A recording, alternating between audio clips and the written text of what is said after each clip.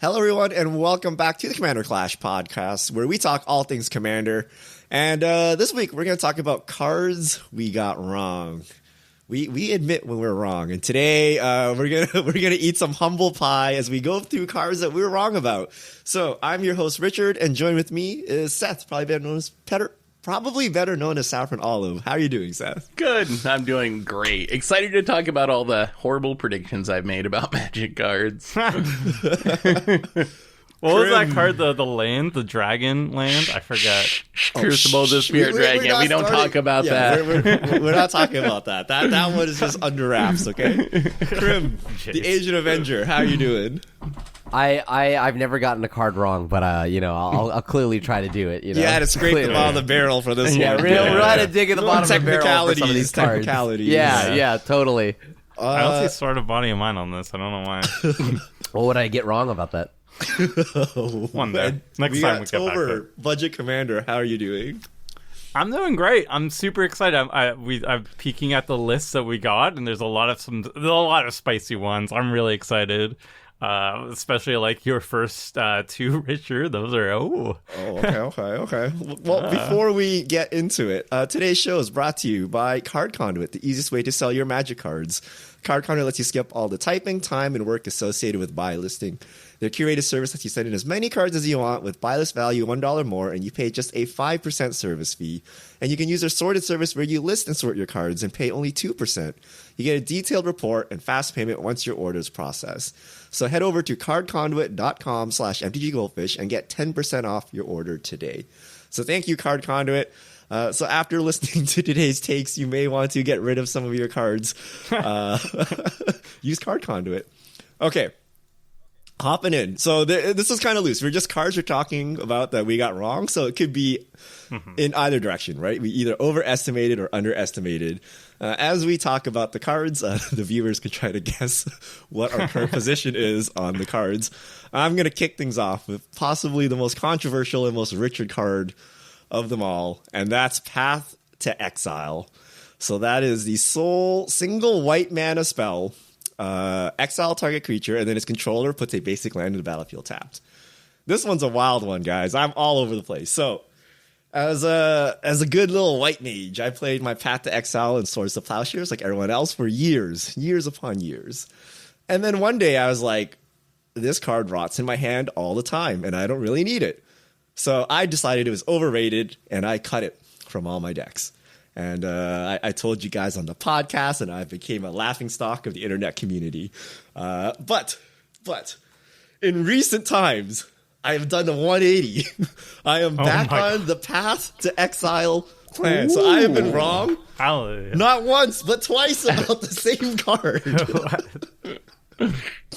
What made you change your opinion on it? Here's where I'm at. Swords to Plowshares, still utter crap, okay? But Path to Exile, S tier. So if you read it as a black card that ramps, so it should read as 1 mana, put a plains into play, and exile one of your creatures.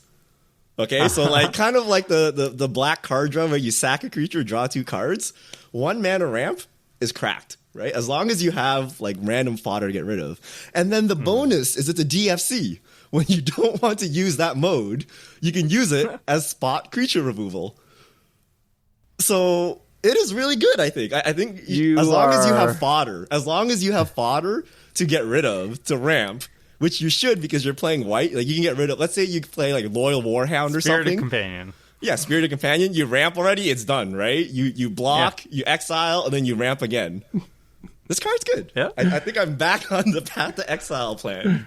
The thing that brought you back was hitting your own creatures. That's why you like... That's not why anyone likes of the time, it's hitting my own creature for that extra plains, okay? And 5% of the time, it's like Jwari Disruption. 95% of the time, it's coming down as a land. And then 5% of the time, you get them and it's glorious. I think it's just a 1 mana ramp spell most of the time, and it's actually really good. Somehow Richard ended up with the same opinion as everyone else, but for the exact opposite reason as everyone else. Yeah. What?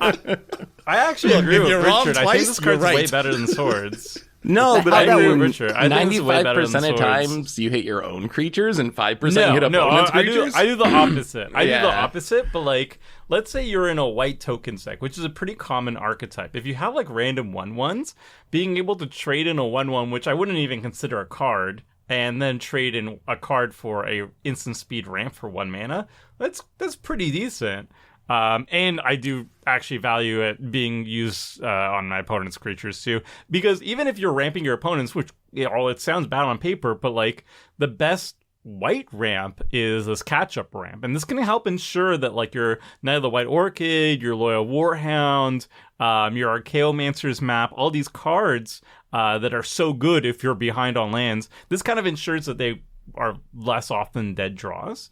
So yeah, I agree. I think this card is actually way better than Swords to Plowshares. And if I had to run one or the other, I'm going to run this. Oh, boy. I don't Wow. know about that. Okay. All right, well- I've turned Tomer. Well, you don't I'm want always- to fire it off by your I'm own creature bored to of ramp? this. No, you How- don't want to ramp yourself? How often do you do that, though, Richard? Like, because what I imagine is going to happen is you have your Path to Exile in hand, and what I would think is, I don't want to spend this on my own creature, because I probably will need it as removal eventually, and then the whole theory falls apart, right? So are you just, like, aggressively Spirited Companion, turn 2, turn 3, fire off, path, ramp? Is that the thinking? Huh. I would use it as ramp 95% of the time, right? And then, like, you know, one time in the late game, you're flooded or whatever, you draw this thing, you're like, okay, I guess it's now spot removal. I'm not going to hold up spot removal and, like, not further my game plan. Like, let's say you're missing land drops, you definitely path, right? You might even path a valuable creature at this point. If you're hitting land drops, I still want to ramp and growth ahead, right? So as long as I have fought, like, obviously I'm not going to path my commander away and then, like, ramp. Like, that's not ideal. Right. But in the same way that you will try to hold that undo inversion as long as possible. Right. And if you're like obviously going to miss your land drops, you're slamming it. Right. But like maybe you skip your 6th land drop or something to try to hold that undo inversion. Like I'm trying to ramp and I'm going to try really hard to ramp. And if I can't, the fallback is spot removal. Interesting. I've never thought I'm of on path board that with way, this. but I guess Yeah. it makes sense. The way you're describing Just think of it as a does black make card. Just think of it as a sense. 1 mana black card that as an additional creature, as initial cost, sacrifice a creature, ramp a swamp. Wouldn't that be like a really good black card? You would totally play Yeah. that, right? No, and now I imagine would. if it was a DFC that could like Swords to Plowshare or something on the other side. That'd be insane, right? The MDFC argument does get me. Every time you use that, that's the easy way to win me over because I'm like, MDFCs are really good. Yeah, I It's get an what MDFC you're where both saying. sides are not laughable. Like both sides are not overcosted and both sides are actually quite playable. Wait, just to I make just- this clear, you still hate Swords to Plowshares, though. Oh yeah, Like, Swords you- to Plowshares is Okay, so trash. it's really just about the ramp. Okay. So I remember when we did that episode, I put them like neck and neck, and I just like edged Path to Exile slightly over. I already started getting corrupted at that time, but now I would put like Path as S or A and Swords as like a C. Like there'd be a huge gap between them. I'm pretty sure I had the same argument back then too. The path is better. Yeah. But I'm waiting for I Richard's Galaxy know. Brain moment because he loves like go wide white decks or just decks with lots of creatures that like have small utility. Here you go, Richard. This Like I is settled the the wreckage Galaxy myself. Brain. Is it opponent Yes, or player? It's you a player. settle the wreckage yourself. Imagine 4 mana and you're getting like 5 planes onto the battlefield. Insanity. Yo, we just did color shifting weekend. That would be a sweet mono white landfall deck. Where you just like, imagine you're with 10 attacking with tokens, you get Adeline. 10 landfall triggers. Yeah, you're attacking with Adeline, and then you have just your Spirit Companions or whatever as well. You cast Settle the Wreckage on yourself, and you ramp like 6 lands. Unbeatable. Unbeatable. This is Galaxy Brain. I might Okay. utilize Yo. it. I Okay. actually have a deck in mind Okay, that might all actually right. utilize This this is very so well. And then sometimes you use it to save Are we yourself. losing it? Set us straight here as a, Y'all- as a y'all Swords are- to I don't- Plowshares believer. What are you Yeah. all like? Did you all get smashed before the recording? I don't understand what's happening here. Like everything you're saying is just like setting me up a wall right now. Like what? No, dude. Like I would never path. Okay, the absolute worst case scenario is when I'm pathing my own creature. I am never, ever, ever doing that. I don't care if it's ramping me a land. What? What if No. you Baleful Strix into Path to Exile the Baleful Strix? That's terrible. Like, you don't want to but- path to exile your Nicol Bolas, right? But like, you No, know, your but, like, throwaway what if like you're a token token, your deck, Bitter though? Blossom Fairy. Yeah, You what know, if you you wanna have path a that Bitter thing? Blossom? Okay, but yes, what if I have Bitter Blossom, but the upside of me ramping a land versus me saving this to blow up my opponent's creature is so much, like, that's terrible value. Well, that's why I'm the opposite as Richard. Like, I use it usually as removal, but like the fact that it's a Yes. flexible, it's an MDST removal. That's It what is, makes it is, so it is good. it's more like the fact that, like, it's like 3% of the time I'm going to use it on my own creature. Every other time it's staying in my hand and targeting something of yours. Oh, I'm stuck on 4 lands. I'm still going to sit here and wait for the next 12 You gotta turns. think about it as like a 6-drop, right? But Like it's you so cycle that away flexible. to make your land drops and just hope you draw another one later. Like you're gonna hold this removal for like the entire game. You fire it off ramp and then use that extra mana to draw cards to get your value engine, whatever, and then you'll draw some other piece of removal that you'll need later, right? Like accelerate your Look, game, never dead get the draw. value, and I- then I deal am- with it later.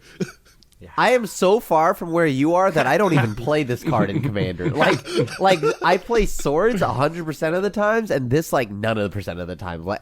But before playing this card, I would play a 4-mana removal spell that exiles something my opponent does. Like Wait, I would it play exiles that. though. Utter Kurt. ends? It exiles. It has to be Yeah. at least high enough because it exiles. Yes, sure, but it gives my opponent a land. No, thank you.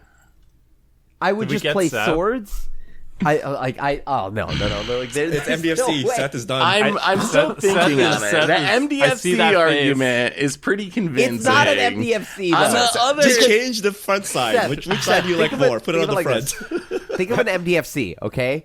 It's like it could work either way. Both sides are like decent, right? I think they're pretty solid. It's a land, it's fine. But like this card, it's like it's so heavily skewed in the direction of it's always going to be a removal, right? Like, yeah, maybe there's a decision between an MDFC. Do I want to Jari Disruption, a land, or something else? This is always a removal spell. This is always a removal spell. but really though, like I think the argument that if there was just a 1-mana spell that said sack a creature's search a plains onto the battlefield, that would be a good card, right? Like, isn't that if it actually were- like a you're- good card? And that's what Path is, but if it can you're also telling kill my me- opponent's thing. I think like I've just never conceptualized Path in this way. I always think of it as removal with the drawback of getting a land. But if you actually flip it and think about it as a ramp spell with the upside of occasionally being removal, it actually kind of makes sense to me. Like, I can't believe I'm saying that, but Dude, it no, kind of actually makes sense. It's not worth. It's not worth because you are sacking your own creature. I love Yeah, it. but I never sack my own correct creatures to for sack your- but Deadly Dispute. I You're sack my aristocrats creatures now. to Deadly Dispute to Deadly make a Dispute treasure and is draw a couple different, cards though. all the time. Like, I'm cool with I love casting that card. So Deadly Dispute is a different card entirely, though, because that gets you a land. On top of that, it draws you 2 cards. That's fine, right? This is you're spending one of your own creatures and a hard exile. Like I'm sorry, that's not enough. So That's I not will enough say- to- I think it does depend on the deck. Like, would I play in the decks that you typically play, Crim? No way. Like, because you have like 5 creatures. You don't have useless creatures. If you're playing a creature, it's good and it has a purpose. Look at the decks Richard plays, though. It's full of Sky Scanners and Spirited Companions. And a Richard deck Sure. is probably a super legit plan because all of his creatures suck anyway. So you might as well turn them into a land. I think Richard's right in his decks. Like, if you're playing I'm a not deck sure that my has creatures useless appreciate creatures, it, but I like the solidarity, Seth. I think in a deck where you have a bunch of useless creatures, I think the Richard theory might be correct. But you have to have a lot of useless fodder, right? If you're going to go on that plan, or else like it a falls token apart. deck. So yeah, in a deck that has a silly amount of useless fodder, sure. And the ones where maybe I don't have to spend any resources to get it, right? But sure. you're already in Yeah. white. White has all of their utility stuff on creatures. Like all of their catch-up ramp is on creatures, right? Now you can fodder them away, right? So you're in a color already that that lets you do that. All right. We'll let And you know, Crim every stew on white that. deck I run, like any non-green white deck, I'm always going to be running Lore Warhound and Knight of the White Orchid. Like, those are the top 2. And also, in paper, because MTGO doesn't have it, Archaeomancer's map, I absolutely love. And these, this helps ensure it while removing a serious threat. And then sometimes, yes, you could just use it on your own Knight of the White Orchid. And it's double ramp for 3 mana. And 2 cards. All right. But it's double ramp. That's right, Tomer. Everyone fall to the dark side. That's a, All right, that is what a do you got? terrible What card rate. do you have for us, Tomer? All right, keeping in the heaters, I have a confession to make. So there's one card that I've been an evangelical about, and this is the opposite of Richard here. One card that I feel might be fading away in terms of my love for it. It is the iconic Fade Away. 3-mana blue sorcery. For each creature, that creature's controller pays 1 or sacrifices a permanent. I don't know why I'm reading it out. Everybody should know how amazing this card is, but I have to tell you, my friends, that I've been thinking about it, and I've been cutting it from some of my blue decks. And I know what you're thinking. That's insane. Like, how can you imagine this card not being good? But the problem is that I think the blue board wipes have just gotten a lot better these days. Like, I would run... always said... Yes, yeah, these Currently. days. So we have, Yeah. if you're in heavy blue, you got the Kraken that, like, bounces stuff, Storm Surge Leviathan, you've got Spectre Deluge, you've got Engulf the Shore. Crim recently got me, actually, this is the reason why I got cut. What was it? Consuming Tide. Yeah. I really like Consuming Tide. Every single time I cast it, I feel really good about it. So Fade Away just doesn't cut it in a lot of my blue decks anymore, which kind of sucks. I know. You guys are very shocked that I would be down on this card. Crickets. What do you think? Straight up crickets. Honestly, I assumed you had just been trolling us this whole time, and you never actually thought the card was No, good. I So read the it shock so to me much. is that you actually thought it was good, because I thought this was just an elaborate troll for the last few years. I can't believe you actually play this card, Tilber. It's actually good. Okay, hold on. It actually does something over the cards that Tomer listed, though. It actually causes a sacrifice. All the other cards are Yes. bounce. Having said So there's that, one- it's pretty bad because they just sack lands. But I can see Well, I mean, if if they sack lands, good. if you construct a deck to somehow prevent that, I don't know what it would be. I can see having upside because it is an actual straight removal in blue, but I mean, every time Tomer's cast this, I don't think it's done anything useful. You're like, oh, my one Voltron thing? Okay, here goes a land. Like, And people can just pay. Like, people, if they have pay one mana, mana. like, can just Yeah, pay people one and tap nothing out. happens. So there's one deck that I actually still have it in my paper list, and that's Min Wily Illusionist, because you do actually want to be sacrificing your illusion. Min says, like, you make a bunch of illusion tokens, and then when your illusions die, you get to put permanents onto the battlefield from your hand. So you actually want your illusions to die, and Fade Away is like a pseudo sack outlet for it, and it's like 3 mana. So like, even if it's not killing the best things my opponents have, or if they have untapped mana for whatever reason, then I can still get value out of it on my end. So I still run it there, and I still like it there, but I think I've cut it out of all my other decks. Yeah, blue sack outlet makes sense. I can hurts. get behind that. There's not too many mono blue sack outlets. I guess you have artifacts, It's very but like specific. in that sense, it works. Yeah, sure. That works. Still cannot imagine ever putting this in one of my decks, though. we can finally put this to rest. Every time we do an underrated episode, the YouTube comments like, oh, if Tomer was there, Yeah. would be Fade Away. I want to hear from the viewers if you've played Fade Away and what your opinions on. Because I feel like it's actually pretty decent. It's just that blue has so many better options now that it doesn't make it a cut anymore. It's really sad. Yeah, play Floodgate All right. instead. Crim, hit us up with the I feel like card. it's actually legit. Okay, well, so moving on to a card that is, I thought actually, like, I did play in a good amount of my decks for a while. And it was Wandering Archaic. 5 mana, 4/4. Whenever an opponent casts an instant or sorcery spell, they may pay 2. If they don't, you may copy that spell. You may choose new targets for that copy.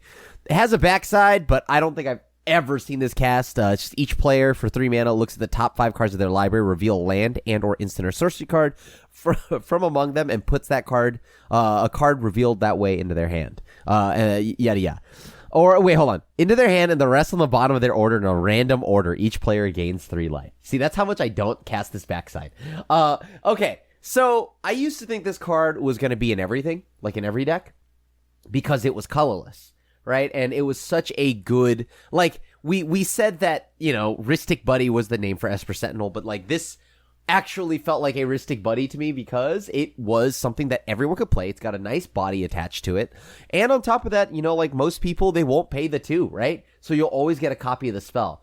But the problem here is it's at 5 mana, so it never comes down early enough unless I'm like hardcore ramping. If my colorless deck, yeah, sure, maybe an Eldrazi deck, I'd play this, yeah.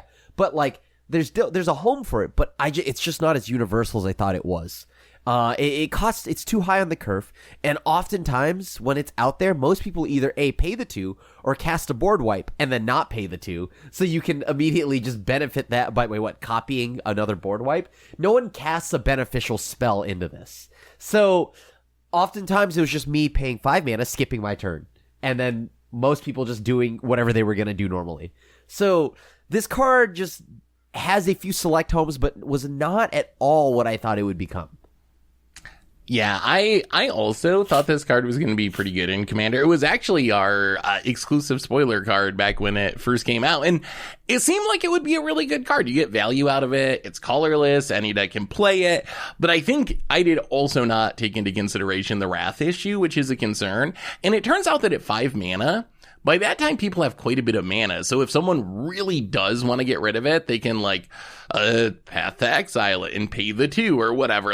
So it ended up being a lot less consistent. And the backside is just almost uncastable, right? That's kind of the other issue. When I thought, I was like, oh, it's kind of like fun group huggy. And I guess it kind of is if you want to do group hug stuff. But your opponents just get so much more value out of it that even though it's an MDFC, it's kind of not an MDFC because unless you're really desperate and just oh my god, I'm going to die if I don't hit a Wrath here, you pretty much never want to cast Explore the Vastland. So I also overrated this card when it first came out for sure.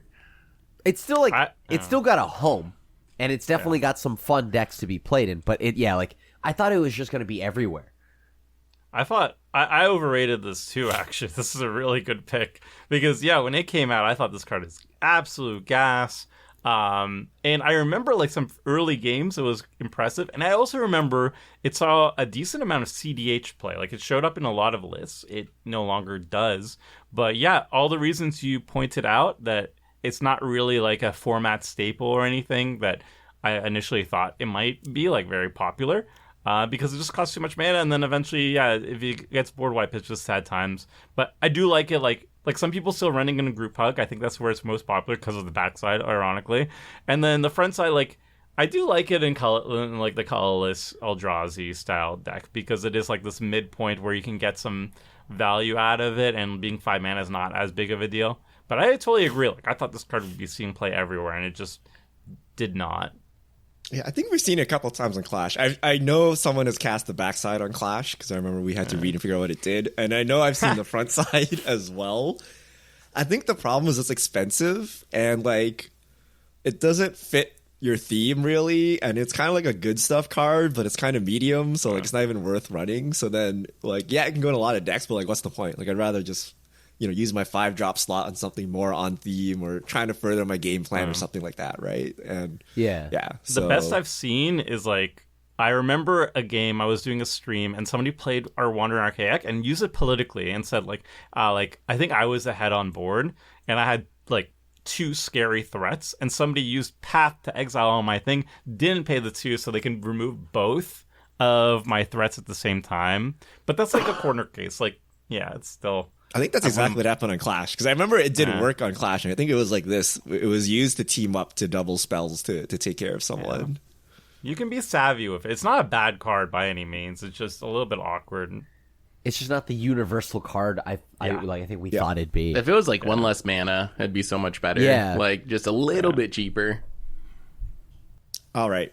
Next up is a recent card, a very popular card actually. It's Elesh another Norn, one of our Mother spoilers.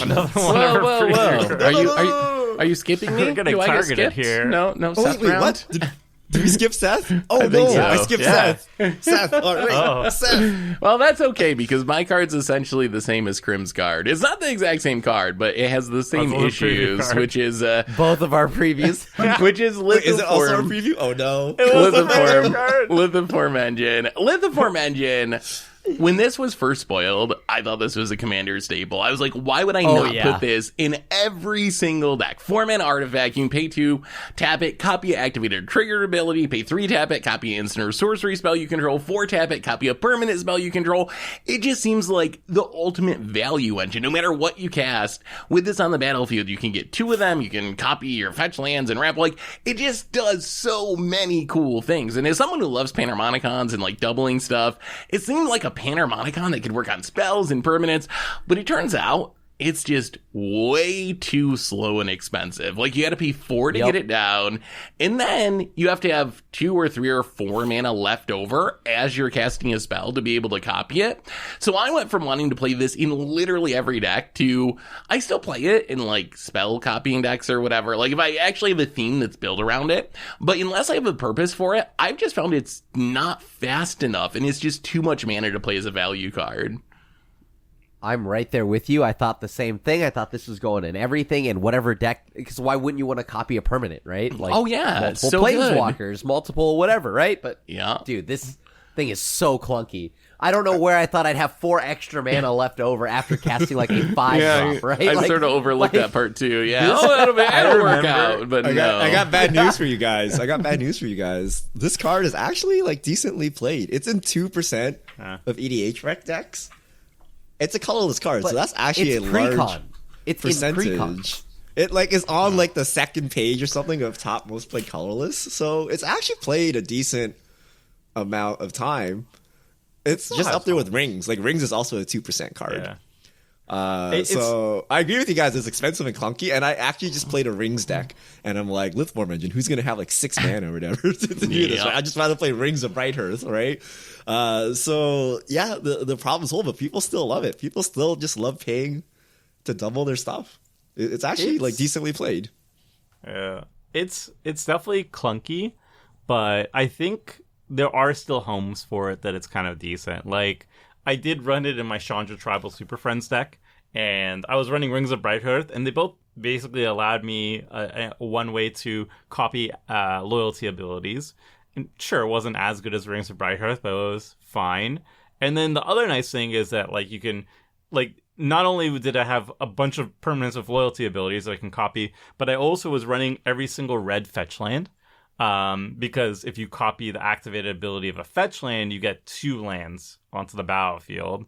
So there are like corner cases where I think that the card is still very good, or at least not very good, but like good enough to fit. But like, people are jamming it everywhere, and it's not the multi. I remember on Twitter people were being like, this card is overpowered, it's a new staple, it's like the new Sol Ring, we should ban it. Like, I remember the calls for ban when we previewed it, and I was like, guys, it's not that good. Come on. Yeah, so that's what I was wrong about. It's not that Lithiform Engine's bad. I still like the card and still think it's really fun. But I thought this was like a Solemn Simulacrum or something. Just like literally take any deck, you can throw it in it, and this card's going to be really good and generate tons of value.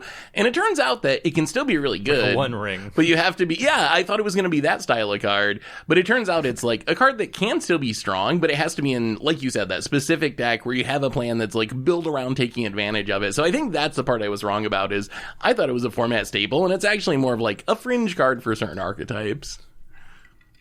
Just need to reduce its cost slightly, and then we'd play it everywhere.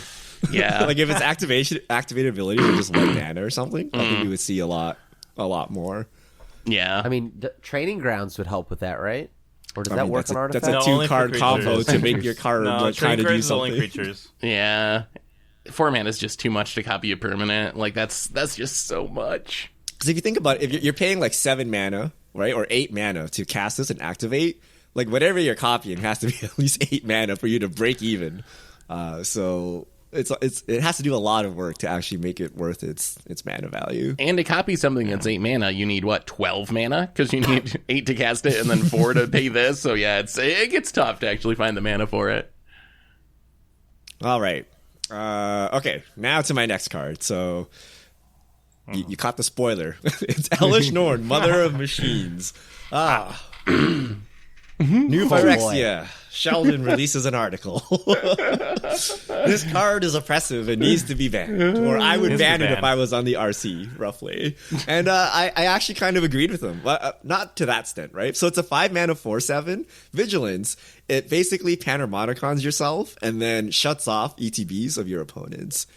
And I thought that's insanely unfun. And I thought it was a mistake for them to make this card. I didn't think it was ban worthy, but I thought, like, why would you do this? Like, you would just ruin games of Commander. Well, turns out it's played in 0.138% of decks. It is barely played whatsoever in Commander. So you'll never see this. And in practice, like, no one wants to pay 5 mana and tap out just to break you, right? It's really like dedicated like Panharmonicon decks that need a second Panharmonicon. But this card is expensive and it's just not played. So it doesn't really ruin Commander games or anything because it just simply does not exist in casual Magic, right? So yeah, I think it's a very important lesson to you have to kind of let the cards play out in the wild, right? Because maybe people don't like the design of the card and they just simply do not play it, even if it's a strong effect. Mm-hmm. Yeah, I think the card is just not as good as everybody made it out to be. It's also expensive, so that kind of lowers its popularity a bit. But I think it's just I would, if I was playing a Blink deck or was playing a Panharmonicon deck, I'm gonna run this. But sure. Like outside of that, it's like the cards. I think. Oh, go ahead, Joe. The card is fine. Well, people were initially saying like you'd put it in every single white deck because every single white deck basically can benefit from it. Yeah. But the answer was, like, even if that were true, like, the statistics show that people are not jamming it in every single white deck. They're just putting it into their Panharmonicon decks, essentially. Yeah, and I think people really overestimated the hate card mode of it. That's another thing. I saw, like, why wouldn't I play it in every deck? Because it's going to shut down my opponent's stuff. And it turns out it's just not really worth it. When you think about playable hate cards and stacks pieces, think about, like, Thalia or something like that. They're, like, 2 mana. 5 mana is just a big ask if you're not doing Panharmonicon shenanigans yourself. So yeah, it's kind of funny how much like ire this card grew when it was first spoiled, and it all went literally for nothing. Like, it is not even close to being a problem now. So I don't even think it was just us that overrated this card. It was literally the whole community, or like 90%, like a huge percentage of the community was like, this card is like way too good, it's a problem, and it ended up being like nothing at all. I don't remember what I initially rated it as, but I don't remember thinking it was that big of a problem. Yeah, you guys really thought I was definitely on that board too. I was like, this is fine. Yeah, like, it's fine. Like, it's a good card. It's just like not like the sky is falling, right? Yeah, like, it was just me. Although, I think it was just me. I was like, the Dradic was Magistrate side is unfun, and people will play the Panharmonicon side for value and just spread the unfun. But like, no one plays it, so it doesn't even matter. Yeah. Not everybody builds their white decks like Richard, basically. Like, I mean, I'd never played this card, actually. I don't think it's good. but you draw 2 cards off Spirited Companion. Wow. I just paid 5 mana for another Spirited Companion. That's not worth it, right? The value. Plus, it gets killed. Like, you don't want your Panharmonicon dying. Like, if you're shutting down people will want to remove it, and then your Panharmonicon dies with it. So it might be safer to play the real Panharmonicon. I think we underestimate Wrath too. Like, once you're playing these 5 mana threats, that's just the time in the game where someone's probably going to fire off a Wrath the turn or two after it comes down and get rid of it anyway, which makes it a lot harder to play those cards compared to cheaper threats, I think. But after this season of Commander, I don't underestimate Wraths at all. I'm like packing as much protection as possible. I'm curving out at 2. I've just become comfortable understanding that I'm not going to keep some things. All right, Tomer, who do you have for us? Oh, it's me again. Hello. Okay, so this is a card that when I started playing, and I'm an ancient. I'm like a from treant Pearl Lake, of if you Commander. would. Yes, back in my day, we called it Elder Dragon Highlander. No, not that far actually. It was 2011 though, when Commander first became a thing. I was being like, this card is so bad. This is Temple of the False God. Temple of the False God used to be considered like an format staple. In the early days of Commander. It's just a land that taps to add 2 colorless. Activate only if you control 5 or more lands.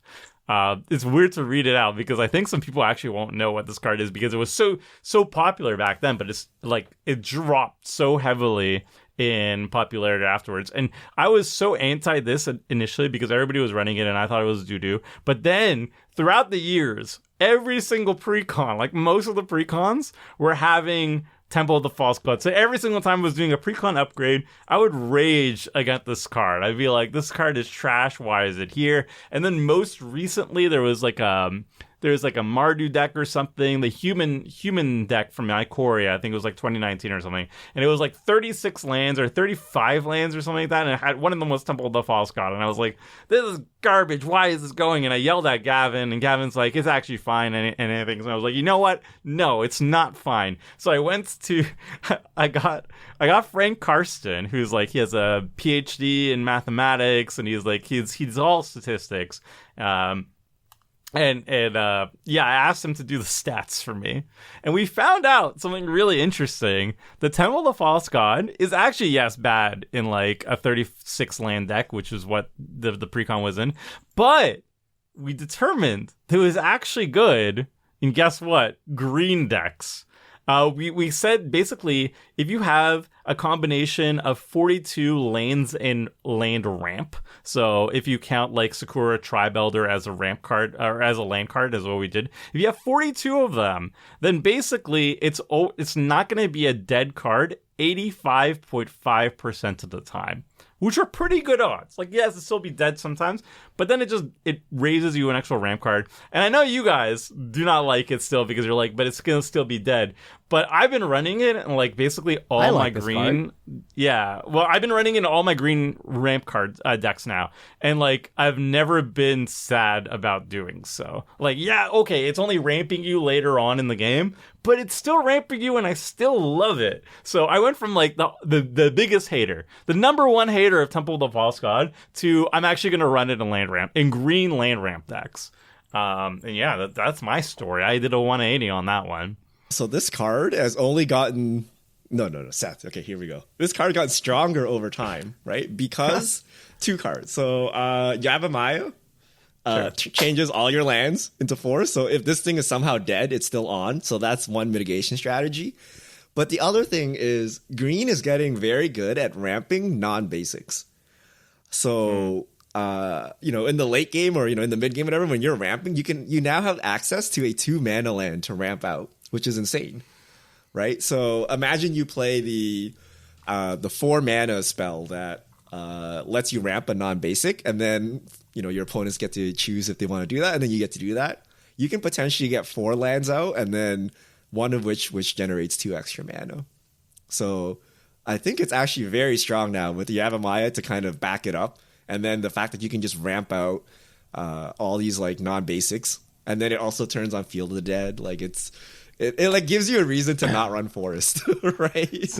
And then you can always play Orborg. So black decks can do it too. I would say it's gotten worse with white over time because white is really all about land deficits now, and you're actually just actively turning off Temple of the False God all the time. So I don't play it in white. But I think green decks, this is like a great card, and I think it's super undervalued. It's like a miniature Cabal Coffers for green, I think. This card is fine even in non green decks, and probably not in white decks, but like just a deck that is basically just going to just play lands every turn. Like I enjoy this without building around it. How does this ever work for you, Krim? Out of all the people in the world, you're probably the worst person to play Temple of the False God. I don't know if y'all have noticed this. I have been getting flooded every episode, except for the one Shovel deck. That one I don't know how. But like, yeah, I genuinely love this card. I've just been playing it since always. It's a fun one. I can see the argument for playing even green decks because you have a lot of ways to get lands on the battlefield. I still just don't like the risk of it. I feel like the value it adds in the late game, like how impactful is it to get 1 extra mana on turn 5, turn 6, turn 7, compared to the risk that you just have to mulligan or literally do nothing in the early game? Like, is the 15% of the time that you just do nothing and have to mulligan worth the 1 extra mana on turn when you already have 6 or 7 mana? I'm still not convinced. It's worth a lot. You play your commander, it gets removed. You play Temple, play your commander. Yeah. Like, that's actually a huge deal. Like, nothing else lets you do that, right? You can't sit there and ramp. You can't make Ancient a double Tomb. land drop. Right? Okay, Ancient Tomb, right? But There it's is the same some risk deal. involved, but like it's also like the same thing where you're risking Cabal Coffers, for example. Like obviously Cabal Coffers has a much higher ceiling, but this one is also much easier to pull off. It's a less of an ask. I think in green decks it just says, please land ramp. And like the statistics that we got was if you have a 42 land deck and we're counting, and it counted rampant growths, letting like 2 mana land ramp card, what it counted in the statistics said if you have Temple by turn 5 or you draw it by that turn after like also counting a free mulligan in Commander, it's 85.5%. All the time that it's activated. It's ready. You also catch up very nicely, right? Let's say you play 3 lands and your 4th land is Temple, right? You are very sad, but you still have 3 lands on that turn. And then the next turn, let's say you top deck a land, you play 5, your Temple is now online and you ramped 1. So like, even like in the bad scenario, like you can claw out, right? Like the actual worst scenario is it's like you have Forest, Temple, rampant growth. And you're like, this hand is trash if I don't draw another land. But like, if you're just playing cards naturally, like even if you miss a land drop, you're taking 1 mana off that turn. The next turn, you get 2 lands or you get 2 mana, right? That's literally path to exiling your creature for ramp for the next turn. Like that's the same thing without taking a card, right? Yeah, So even what if you even don't if you draw like the mess up a land? little bit, like the recovery is still somewhat decent as long as you hit your land drops eventually. But you might not hit your land drops eventually. I think it's interesting. You wrote that article in 2020, Tomer. I just looked it up. Yeah. I feel like the community has come down on this card because in your article it says it's played in 18% of decks on EDH Rec, and it's currently 10%, which is almost 50% decrease in just a couple of years. Unless it's like they stopped putting it in precons and that's skewing the stats or something. Yeah, they exactly stopped putting it in precons. I've been yelling at them about the precon thing for so many years, and I also know people who are behind designing it do read my articles, so I might have influenced them in a negative way. But also just don't put it in 36 land decks without land ramp, Gavin. But the green ones, come on! Like if you have like 36 lands and then the 6 land ramp cards, it's already 85.5% on turn 5. So I don't know. I like it. And then if you have more than that, it's gravy train. I don't know. It can be a whiff, and people do hate it when it's a whiff. And that's what sticks in their head. But sometimes it's just awesome. Krim, hit us with a card. So, remember how Wandering Archaic was colorless, and I thought that'd go in every deck, and that card was like the nuts? Well, the next card is actually colorless, and probably it can go in every deck, because back when it was in spoiler season for Lord of the Rings, the One Ring! That's right. I was not that high on it. Everybody probably knows about it by now. It's 4 mana, indestructible, enters the battlefield. If you cast it, you gain protection from everything, right, until your next turn. Beginning upkeep, you lose 1 life for each lore or burden counter on the One Ring. Tap it, put a burden counter on it, draw a card equal to the number of burden counters on it, right? So we talked about this, like, is this a card that goes in every deck? Is it going to be busted? You know, like that kind of thing. And I didn't think it was. I didn't think it was going to be super busted. I thought it was going to be a few decks, maybe like an artifact deck or whatever. Yeah, sure. But, like, after playing with it, there is literally no reason for me to never have this. Like, why would I never have this card? Like, I just don't know which decks do I not want this in, because almost every deck I want this in. And so I think I was initially very kind of like meh to like down on like to where the card's like, it's fine.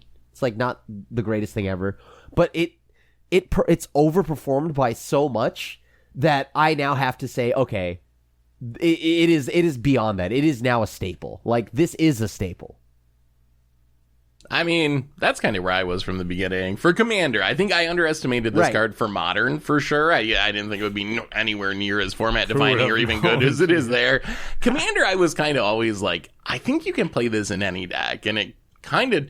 But even in that context, maybe it's even better than I thought. And I thought it was like, oh, the colorless Phyrexian Arena you can play in any deck. But we've seen it just like... looped in protection for multiple turns in a row and copied. Like, I don't even think I thought through all those scenarios and how strong it would actually be. So maybe I underestimated it too, and I thought it was a staple when it first came out. I was thinking about I remember we discussed it. I was very high on this card as well too, and I'd be like, I'm not gonna run it in most of my decks because I focus on themes and synergies because that makes me happy. Whereas I do think this is a staple, but I also did not think about. We talked about we can bounce it back to our hand to recast it. We can Goblin Welder is really good with it or blah blah blah. But I did not anticipate Crim, for example, copying it a bunch of times and just basically sacrificing a permanent basically to just have a reset on the ring. That I didn't even realize it would go that far. And then there's no way I would have imagined 1v1 being just the ring dot format that it is right now. So I thought it was very good. I thought it was a staple, but it's even more than that. It's insanely good. It's kind of broken. It is kind of broken. This has been overperforming. Yeah, I still only run it. I run it in 2 of my decks now, actually. And I could run it. It would make all my other decks better. That's where I'm at already. But I'm not going to just because I'm trying to keep things a little bit more janky, more thematic. But I literally looked at all my decks and it would just make every single one of them better. Commander's a 2-ring format. Soul Ring, and then the 1 ring. Yeah. That's how you start your decks, right? And I think we overestimated how fast this thing would kill you. This thing kills you at a glacial pace. You're drawing 10 cards. The way it really kills you is you just draw aggro of the whole table. But the actual damage it gives you is actually so slow and pitiful. And I remember we were debating whether this should be S or A, and we're like, you need ways to get rid of it, so therefore it's A. You can't put it in every deck, but I'm like, nah, you can put it. I've seen anyone. You don't need to get rid of it. Why get rid of it? Just draw 30 cards and win the game or whatever, right? But just 2 activations and the game has run away, right? I think at the later points, once you get past 3 burn counters, I remember I was just able to 3v1, right? I was able to just keep you're drawing a new hand every turn basically at that point. So even though you're taking a bunch of damage, you have the support cards to fight through it. Yeah, the cards. Is it too good? I think it's better. It's better Necropotence. So here's Necropotence, right? Obviously that card is insane. But if you're playing jank skeletons, you're just gonna die. You throw down a Necro, everyone's like, oh my god, Necro, and then you're playing 2 mana 1/1s or something, and then everyone just kills you. This is like that, except it gives you the firepower to fight back against the board, even if you're playing skeletons. You're drawing so many cards. So quickly and you get the protection for a turn that you can find a way to either copy the 1 ring or stabilize the board. So it's like Necro, but works for lower power decks. No matter what power level your deck is, this will do work for you. Whereas Necro or Ad Nauseam, those cards require a high power deck and then they're insane. But the 1 ring works with any power level deck. Is Necro is if you're CDH, or you just vomit out your fast mana next turn, you win the game. And it's better suited for that. But this one is it's more casual friendly. It fits in every deck. Well, that's my it's question. So easy to abuse. Is this too good for casual? I'm on the fence as whether you should actually play it in I kind of am where Tomer is, I think, where it would make every one of my decks better, but I don't think, even discounting the fact it's $50 and I don't want to spend $50 times every deck I have, but even discounting the prices of it, I think casual is better if everyone's not playing this in every deck, right? Wouldn't it be better if you played something thematic there? Wouldn't that make the format more fun overall? So I feel like it's one of those cards that's so strong, but Insurrection, that I just don't really play anymore because it's really strong and I find it kind of boring. I feel like the 1 ring is going to be like that for me, where I don't play it in most decks because it's so strong. But this lets you actually win with your game plan. So when you Insurrection, and you're allows... who cares what happened? I just killed you with all your creatures, right? But the 1 ring draws you more cards from your deck to then win with whatever whatever your deck is it's trying more to do. of your flavor and your game plan, right? Because now you actually see it. I didn't actually see my hidden commander all of that game. Well, this is going to help you get to it. It's also in an entirely different tier than Insurrection, I think. Just because it's an early game piece that's a draw engine that's also protection. Insurrection is just a finisher. So it's I feel it's it's a little Soul Ring. It fits in every deck and it helps your primary plan, even though it has nothing to do with your primary plan, right? It's a Soul Ring, but it ramps. This thing draws you cards or protects you to help you with your primary plan. And it's good enough to be in every deck, but it's not really on theme. I'm curious I'm not Go ahead. I'm curious if we end up house banning it. We always have like Soul Ring is one of the cards. It's been come up compared to Soul Ring multiple times. That's one of the few cards that we actually house ban on Commander Clash. Do you think this is a card that, if everyone's playing a copy in every one of their decks, is it a card that'll be in the conversation next season as far as like, should we consider house banning it? I think if you abuse it, then it might be so easy to abuse. It's so easy. I know. Yeah, it's like Dockside a little bit, where like you accidentally will have cards in your deck that synergize with it, even if you're not really going for it.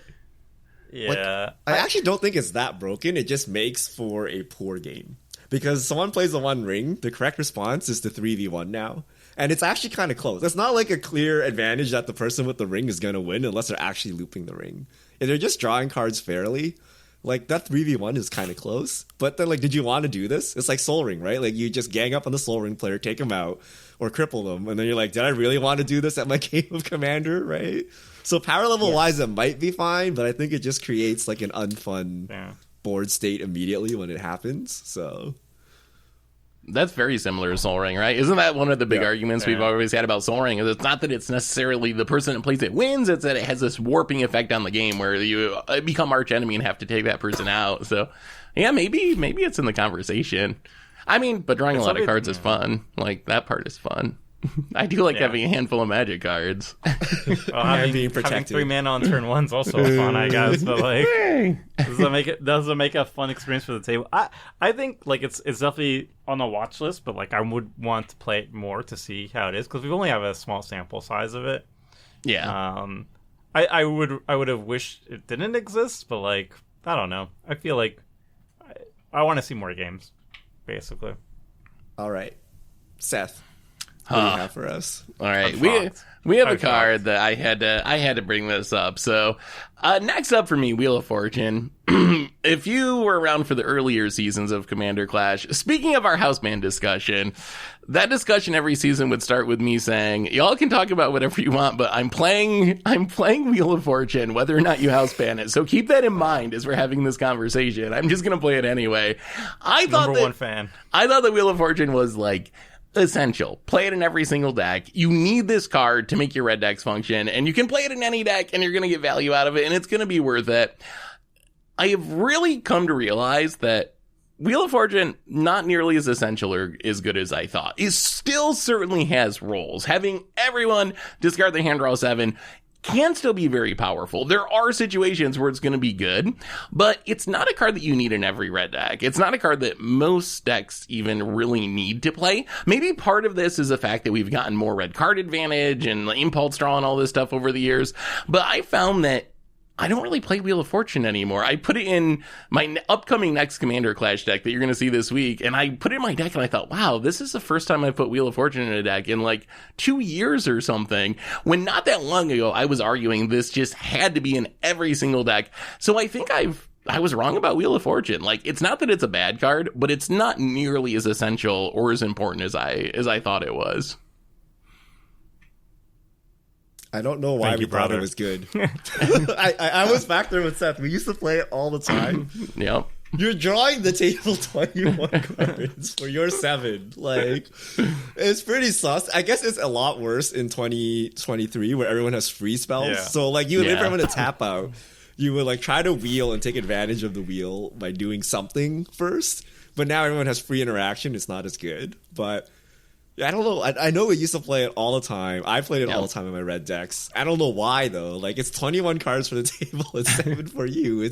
Were we that desperate? Like that seemed a little desperate, but I think our philosophy has evolved a lot, because I don't remember us saying, oh, it's actually 21 cards for our opponents back when we were playing it all the time. I don't even think we thought about it in that way when we were playing it all the time. But Secret Rendezvous theory has infiltrated the way we build decks. I mean, obviously, if you're playing Nekuzar or something, like, if you have synergies, but I'm not saying it's a bad card that you shouldn't play, but just, like, don't put it in all your decks. It's not needed, sadly. Yeah, it definitely has homes where you can really take advantage of the fact that either drawing cards for your opponents is a good thing if you're, like, Notion Wheel, like, certain blue-haired person in our crew. Orcish Bowmasters now, like, Orcish Bowmaster, really good with a wheel. There are definitely things. Or if you're just like, you vomit out your hand so fast, way faster than the rest of the table. Because it can also, like, yes, you are drawing your opponent's cards, but if you take advantage of the draw much better than your opponents, and you disrupt people's game plans too, like, it can be useful. But yeah, I've been not running this for a long time. I remember 2011 though. One of the first things that I bought, like a big upgrade for me when I was dirt poor. I bought $20 for a Wheel of Fortune, and I remember explaining this is the most expensive I've ever spent for a single card in my life. It was wild because back then it was like a staple for red. Like, how else are you going to draw cards? But Yeah. not in 2023. Nope. It hasn't actually. It's a reserve list card, and it's kind of just been stable since, like, I don't know. It's been slowly trending down since 21. Yeah. Like, I mean, there's so many other effects like it, right? And they keep printing, like, red card advantage, like the exile-based card advantage. impulse and the draw treasure. is, like, all over the place This now. wasn't as, like, it was like we played, like, Mind's Eye or whatever. Whatever, back in the day. Like, that was this era, right? So now I think we're beyond that era of Magic. We don't really need this wheel effect for just card advantage. I mean, doesn't it look kind of silly compared to like Jeska's Will or something? Like for 3 mana in your red deck, you could just, I draw 3 and maybe make a ton of mana too. Like why do you need a wheel? Unless you have the synergies for it. But I think part of it's definitely we've just gotten so many better options printed. And part of it's we were probably always overrating wheel a little bit, honestly. Or at least I think I was probably always overrating. And I was just blinded by like, 7 cards. I love card draw. Is Wheel of Every Misfortune mana. on the chopping Wheel block of set Misfortune is done. better than this card. Seth Wheel gained of- like a billion life. Oh yeah, no, Just that that wheel in. if I'm not playing Wheel of Fortune, I'm not playing Wheel of Misfortune. So yeah, But that deals that's damage. also in the same place, sadly. But Yeah, that deals this is damage. the time of like Jessica's Will and Natalie's. And Like, all this impulse draw is like so good these days. and I guess the other thing is like Wizards is printing Shieldreds and Orcish Bowmasters that your opponents might be playing, and those cards are like kind of popular, so there's a lot more risk of getting wrecked trying to wheel now than there was in the past. So All right. Next card. It's me. Oh. Cartographer's Richard, Hawk. what happened? Okay, What happened, okay. Richard? This is a 2-mana 2/1 flying bird, but ignore the bird part. That's not relevant to discussion, okay? When it deals combat damage to a player who controls more lands than you, return to its owner's hand. If you do, you may search your library for a plains card, put it on the battlefield tapped, then shuffle. When this card came out, I remember we ripped into it, and we ripped into Wizards. They were like, we're fixing white, and we saw Cartographer's Hawk, and we're like, what kind of trash nonsense is this? It's catch-up ramp, but not only that, but you have to hit someone to do the catch-up ramp, right? Because we have catch-up ramp in Loyal Warhound or Night of the White Orchid that just, do the thing when they come down. And, we ripped into them. We were like, Gavin, what do you even, like, why would you disrespect us white players like this? Like, how is this fixing anything? And I remember we're like, so I personally thought, like, this cannot be right. So I started jamming Cartographer's Hawk in every game, or every one of my decks, just to see, like, there's no way WotC could have gotten it so wrong, right? And in 2023, I'm a Cartographer's Hawk believer. And not only that, I think it's actually one of the most brilliantly designed cards ever created. So okay, here's the deal, okay? It's a 2-mana 2/1 that's delayed catch-up ramp, right? So it's worse than the other catch-up ramp. But why is that, right? Because you have a flying body, right? That gets in easy. So it carries swords into their opponent's face, right? It comes back down as a blocker. And also, you can ramp more than once with it. You can ramp like twice, right? Like you can hit someone, cast it, hit someone. So I actually think it is one of the best white catch-up ramp spells, and it's actually brilliantly designed, and we were all too dumb for it at the time. You keep throwing that around, Richard. It is so like Giga Brain design. I thought this would be finally a time he finally realized this card is straight trash That's what fire. I This is thought. so That's what good. I Like, thought. it's the flying You have body. played it for years, and it has done straight up nothing. I still Not don't know a if we've single ever seen time it has trigger. been Yeah. impressive. I don't think we've Yeah. ever seen it ramp a single time through all these It's- years I of think the It's one because I time they just got never draw it. close, Seth Okay. did the Phyrexian gut shot it or something. Got it. Just, I mean, just if- a- Remember that game you were playing? We were playing. Was it Nazguls or you had like Wraiths or something? and then I had a lone cartographer's hawk, and it blanked your attack because I could chump block. That's when it clicked. I'm like, okay, Yeah, if this but flying claws is literally not 2-mana, zero. 2/1 flyer is a great chump blocker. Any Any horrible fire does bird that. that you play would have done that, though. Yeah, But like it ramps, and then you can cast it again, and you have a flying blocker for the rest of the game, right? It carries swords for you. It carries Dowsing Dagger.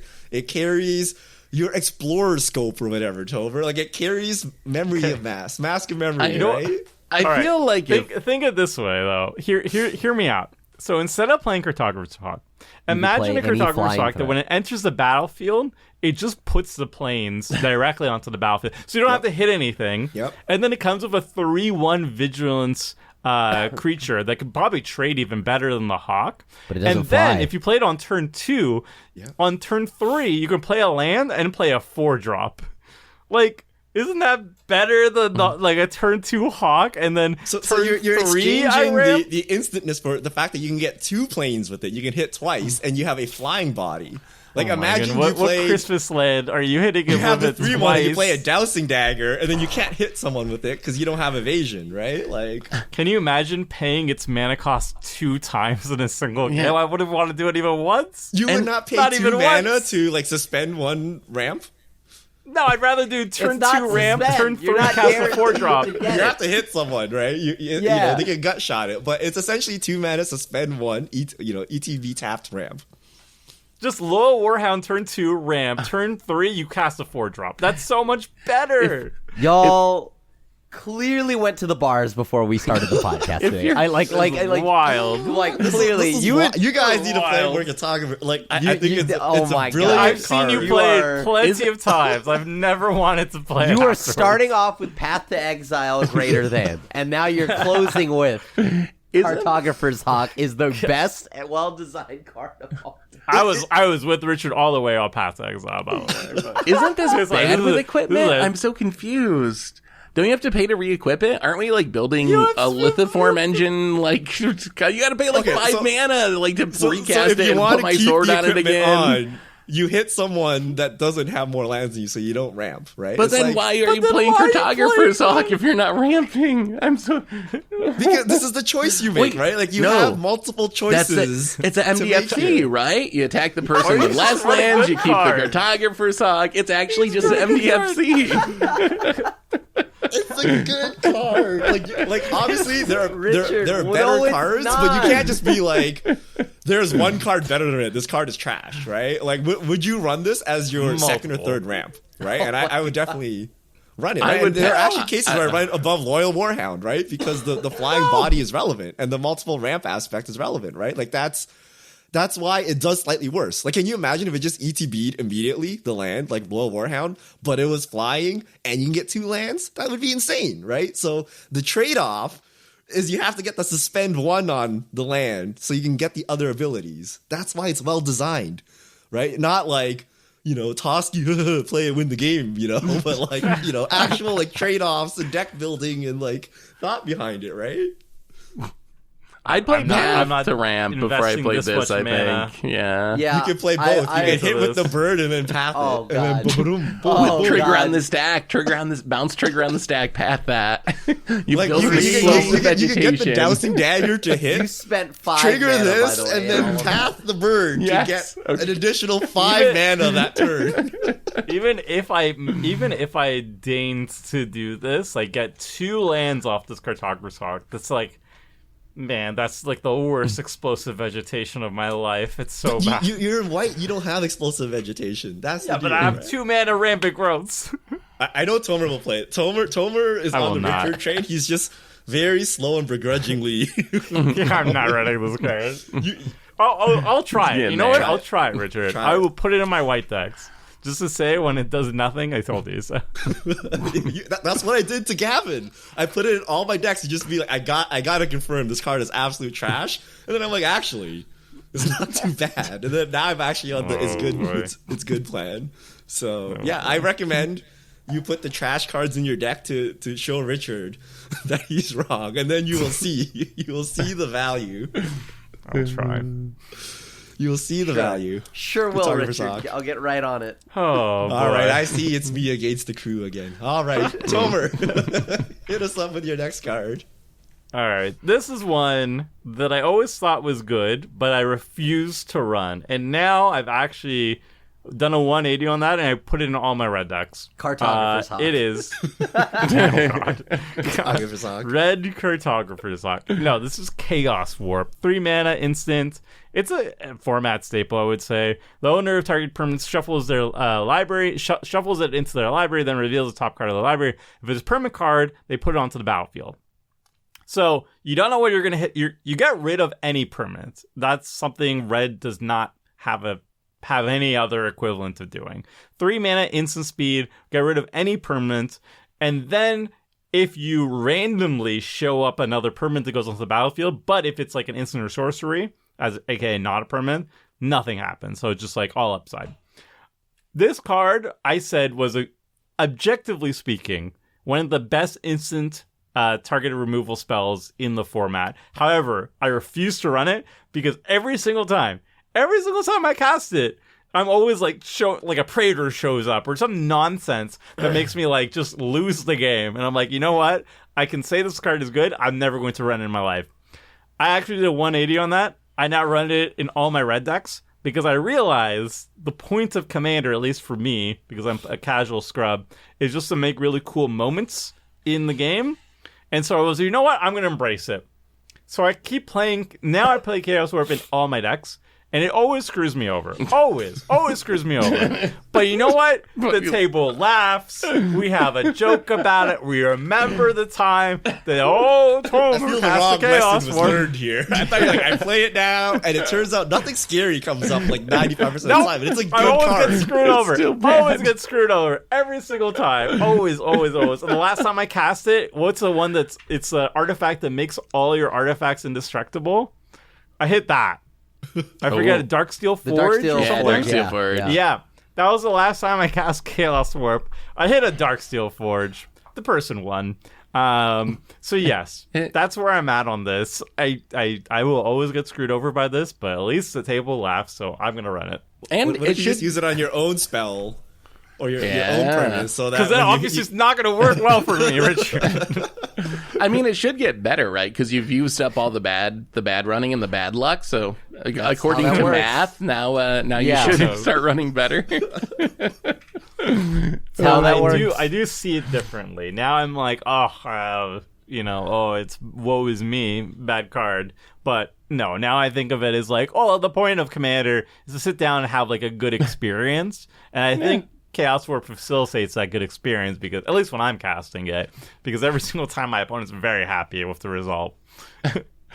The TLDR of this podcast is Richard learns that the most played white card in the format's actually good, and Tomer learns the most played red card in the format's actually good. That's our slogan. That was a fast one. I like how we use math for Temple of the False God, and then we disregard math for Chaos Warp. 100% of the time, I get screwed over by Chaos Warp. I don't want to do the math. It's so good, though. It shuffles any permanent, even lands. It didn't have that pesky non-land clause, so you can take that coffers right off the battlefield. So I mean, really, mathematically, drop an Ulamog. You shouldn't get wrecked very often, right? Because like a deck's gonna have like 40 lands. It's gonna have some spells, and then even the creatures and good stuff. Like someone's gonna be mana rocks. It feels like you should be like 75% to like hit something not impactful, and 25% sounds like to get Tomer's wrecked. like hitting non-impactful things, like hitting a plane. You can't willy nilly like fire this off on like a Spirited Companion or something, right? Like it has to be one of the best cards in their deck. And what are the odds that they have another, a card better than that sitting on top to replace it, right? It's in all my red decks. We'll see on upcoming Commander Clash games what happens. I'm going to have to draw it eventually, and I'm going to cast it. All right, Krim, hit us up with a card. Okay, so there's like two cards I wanted to talk about, but I think I'm just the main card I want to talk about is Species Specialist with Vexilus Praetor as a shout out. But yeah, Species Specialist is 2 black. When it enters the battlefield, choose a creature type. Whenever a creature of the chosen type dies, you may draw a card. So This card wasn't even a blip on my radar when it got spoiled or when it was talked about. Having played with it now, any kind of deck that is any kind of like Typal deck at all, I want it in my deck. This card is so much better than I gave it credit for. And on top of that, you can name a creature type that isn't on the board, like including your opponent's stuff, right? So, because all it checks, it checks just whatever creature of the chosen type dies, whether you control it or not, and then you draw a card. So this has been pretty sweet. I was able to set up a turn where I was able to play this, and then I got to name dragons, and then I blasphemous acted, and then blew up all the dragons and drew a ton of cards. So I absolutely love that deal. So this card has just been kind of overperforming. So if you're a Typal kind of player, whether it's humans, demons, dragons, whatever the heck it is, I think this card is just really good. I didn't even know this card existed. It's really good. Yeah, because you can draw off your opponent's creatures and your creature. Yeah. At worst, you choose human, and it like cycles itself on death. So like it's not even that bad in the worst case. Yeah, I mean, I think if you're playing a tribal deck, right? You're not going to just jam this for value and like hope it cycles or name your opponent stuff. But if you're playing a deck that has a bunch of creatures that are of the same type, it seems good. Yeah, I mean, like any kind of like Typal deck, you're gonna want this, right? Like I just don't see where it doesn't fit in. Like it's always got room if you have the colors for it. This card is just something that has crept by, and I played in my humans deck, and I was like, oh, it's great because it's a human, right? But on top of that, I've tried it in other kind of like Typal decks, and it's worked out as well there. I think the biggest downside is like, isn't it a little awkward to play a human warrior in your like squirrel tribal deck? Or like, isn't that kind of the issue? Like, it feels weird to play. Is it like off theme, or does this get a pass because you get to name a creature? It feels a little off theme to me to play this in like something that isn't humans or warriors. See, that's what I thought at first, but then it's like, hey, I could still play it in rogues, or I could still play it in fairies, right? Like, these are all decks that I've enjoyed them in, and I've also had them in just taking it from other decks, right? And I don't know, I've liked it. I've really liked this card. It's just because it's not the same, the same typing. I think it's okay, right? Because even some of my Typal decks, I don't have it's not all rogues, right? Technically, because example, like Sir Conrad is not a rogue. There's cards that are just not rogues or fairies or on type, right? So because of that, I was naturally deterred from this card, but after playing with it and anything that can play it in these colors, I've actually really liked it. People are very obsessed about matching creature types. Like, do you not play Painful Truths because it's a sorcery? Right? Like, it's not a creature on theme. Like, it's a card draw spell. Do you not play a sweeper because your sweeper doesn't say destroy all non-merfolk? Right? Like, you have support cards, and sometimes they come stapled onto a creature. So I guess you got a creature that's not on theme now, right? But same of instants, sorceries, artifacts, enchantments, lands. I guess you can find lands with art of your creature, but I think it's fine. As long as you have you have the core of your deck is still whatever the type you're going for. Like if you have 30 merfolk, you can put some non-merfolk in there or whatever. Because sometimes when you play things that are on type, let's just say you got swept the turn prior, then you drew this. You can then play it and name whatever the next popular type is, right? And that's kind of like your get back in it mechanic. I'd give it more of a shot, I guess. I always I knew about this card. I've always run it in Typal decks that have a sacrifice theme. Sure. So it came in the Mardu humans precon, for example, and I think that's really good because Sylvar and Trin is human aristocrats. Yeah. So makes obvious sense there. And if I'm in any sort of Typal aristocrats deck, then I'd run it. But I didn't think about running it outside of that. Maybe it's good enough. I don't know. I like it doesn't cost you life. Like a lot of these effects cost you a life, and that adds up. And that's not the greatest cost, but it's better to not take 12 damage as you draw. And the mill 'em out plan isn't alive because it's not you have to draw. It's a you may. True. Yeah, there is some upside. Maybe I'll have to give it another shot at some point. This Toxic Deluge is basically build your own Decree of Pain. Yeah, Like, I'm not even joking though. Like, it doesn't seem like much, but it plays a lot better than you would think. So you'd play it even if you're not actively sacrificing your own creatures? Yeah, Because like, I mean, that's what I'm I'm not- thinking is like, if it just sits around there, not drawing me cards when I want to, then I'm a little bit wary of it. It's not gonna draw. I'm not using it in sack because I'm not trying to sack my own rogues, right? But I am putting enough pressure on whatever decks I'm playing to where people want to remove it. It definitely And seems if good people you're- if people aren't removing my stuff, then it's fine. Great, I have all my stuff that I'm beating you down with. I'll have to give it It's a like try. insurance, like board wipe insurance. It's not though, because no one wipes the board. Everyone's like, "We'll fire off the Path to Exile on the Species Specialist, and then we will That's a board wipe."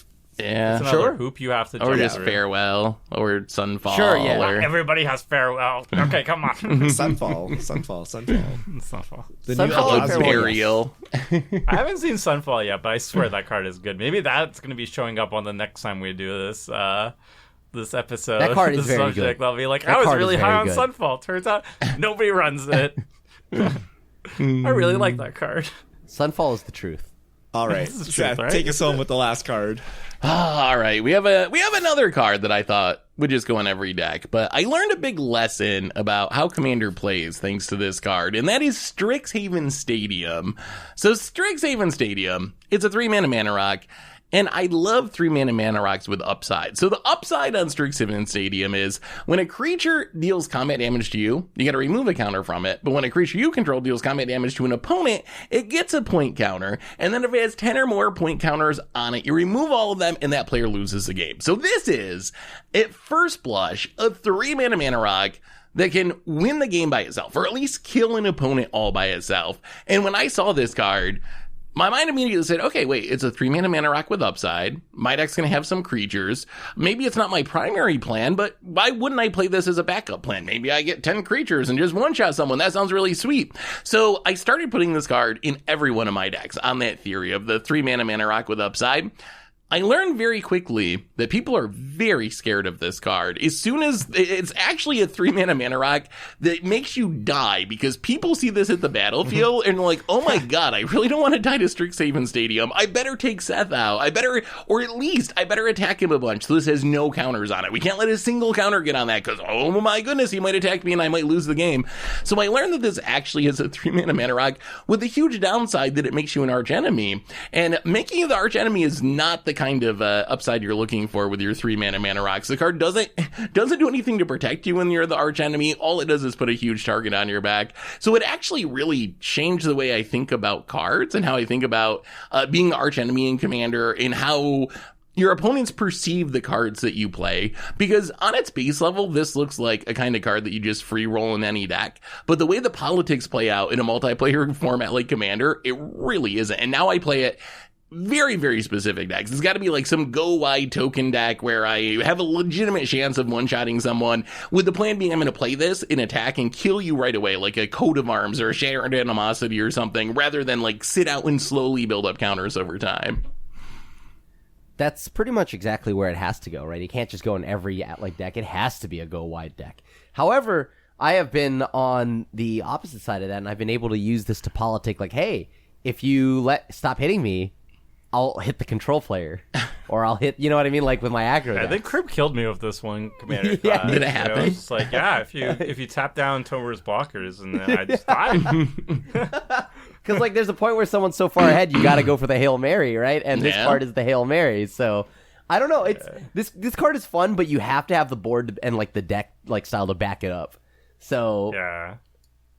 I definitely agree with Seth. Like, you occasionally jam it in any deck, but I think it's still very good in specific decks. Like, sometimes you'll just be able to yoink a win because you had a big board state of like 1/1s or whatever, and then you slam this down. It's like your pseudo overrun, but it's a thing. But you have to like play it like a finisher kind of. You can't just be like, turn 3, I drop this, and then everybody's gonna be like, oh my god. Right. but it's What's like an going on? MBFC, Seth. It's like an MBFC. Even in the right deck, though, you're right. You can't play it like a 3-mana mana rock, or else Yeah. you're going to get murdered before you build enough creatures, a big enough board to actually take advantage of it. So it makes it a lot. It just plays so much different than it looks, because it's not really a card you can run out on turn 3, which is what you really want to be doing with your mana rocks, is getting them down early. Yeah. And if you just jam it in like any random deck that can't really kill people with it, then people are just gonna hate on you. For it. you get killed for literally no reason. You could have Yeah. played so many other options that Because are it not could kill gonna me, make you Seth. die. Yeah. Your Commander Sphere can't just randomly kill me. The problem is everyone is at risk, right? Because it's only the last point that kills someone. So like you can't stack up 9 damage on one person. The rest of the table's like, yeah, I'm safe. I don't care about you. You kill that one guy, right? It's like, no, like everyone's at risk of dying. So we got to band together to get rid of it. So I used to play this all the time in Birds. I still do. It's really hard to kill because 10 creatures to like hit someone at once is a lot. Like, have you ever actually made 10 creatures? Like, that's a lot of creatures to have to like swing and kill someone. And if you're doing it over multiple turns, like every single like mana dork, every single Sakura Tribe Elder is like coming right at you, reducing your points, right? So you may not die, but you're gonna have a very hard time like racking up the points. But like if you have a doubling season type thing, like, you know, one of those things, like you try to overrun someone with this, I can see it happening. I know I used to try to get the alt win with this for quite a while. I played in a lot of decks and I've given up and I forgot about this card. But maybe it's time to bring it back now that no one's expecting it. Also, the Crim Politics is good. Like, you'll be like, yes, I'll help you kill this person with this stadium. Yeah, you That's just let so them build narrow, up though. counters. You have to have the Yeah. It stadium. is Someone narrow. has to be arch enemy, and you have to be in a position where you can actually like kill someone with the stadium. Yeah, you So need a difficult. bunch of creatures. There's a bunch of hoops to jump through. In Birds, Richard, do you run it down on turn 3 or do you hold on to it like a coat of arms or something? I run it out. You just run it I'm out. on 10 3 every Battle. time. No fear. When Just like- you're the aggro deck, you got the board, right? To Like there's a politic world where you play this. You play like 3 birds, and you plop down a ghostly prison, right? And then you go to town, and like that might actually get there.